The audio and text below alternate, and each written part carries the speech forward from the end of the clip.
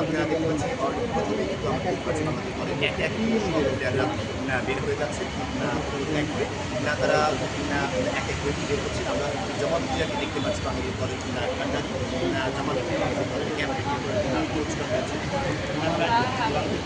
সকল খেলোয়াড়রাই কিন্তু আমরা এখানে উপস্থিত আছে বলে আমরা দেখতে পাচ্ছি। আমরা হামজা চৌধুরীকে দেখতে পাচ্ছি। হামজা চৌধুরী কিন্তু এখন বেরোচ্ছেন বাংলাদেশ দলের সবচেয়ে বড় স্টার, সবচেয়ে বড় স্টার তিনি রয়েছেন, যাকে কেন্দ্র করে যাকে দেখার জন্যই কিন্তু 18,000+ টিকিট এক রাতে বিক্রি হয়ে যায়। সেই হামজা চৌধুরী কিন্তু সামনে যাবেন না, সামনে যাবেন না।